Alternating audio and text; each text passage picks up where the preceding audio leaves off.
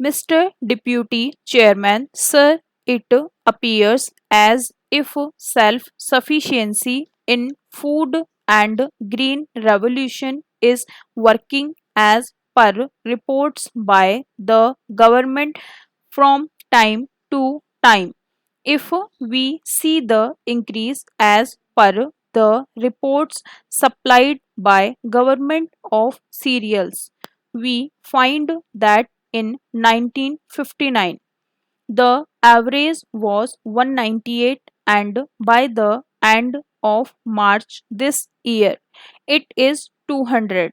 The figures in respect of rice rose from 194 to 204 and in respect of wheat we have achieved 218 from 200.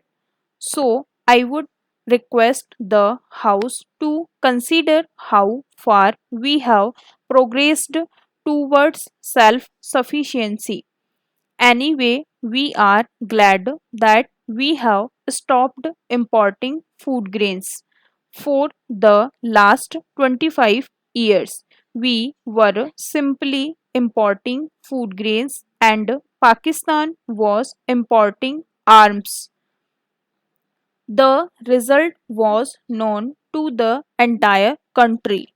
We are proud that we have produced scientists in agricultural field, in agricultural engineering and in different subject pertaining to agriculture. They are very talented research scientists, but it appears they are all fighting for existence. Their activities are limited in the research centers only.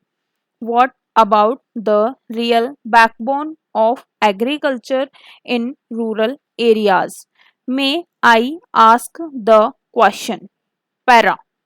We have not been able to distribute them in rural areas. On the 28th December 1968, at the time of Bihar appropriation demands, I had given certain suggestions about the location of agricultural colleges in our country. I believe not a single agricultural college is situated in rural areas. It remains in the sophisticated areas.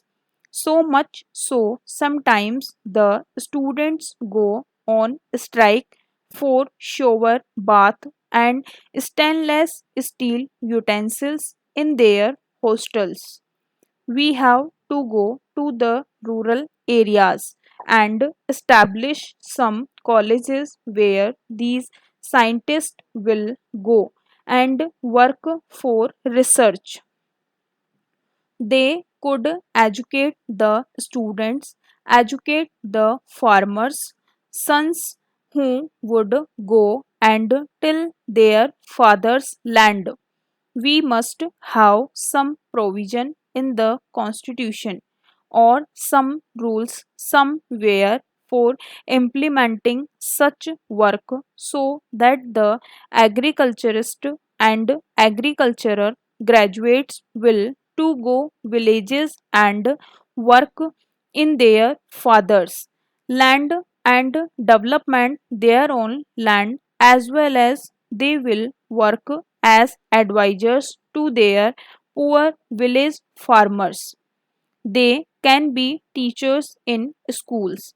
We have got the research work and graduation in the higher stage. We have till now implemented nothing substantial at the secondary level and we have totally forgotten the basic education which came out of the mind of the father of the nation. It is because the bureaucratic machinery has totally ignored that type of education for our new generation. The result is that there is frustration in the minds of highly educated agricultural scientists, especially, and they have been fighting among themselves for existence. Para. I believe, as has already been told by some of my colleagues, that there may be frustration again after these educated agriculturists go to their villages.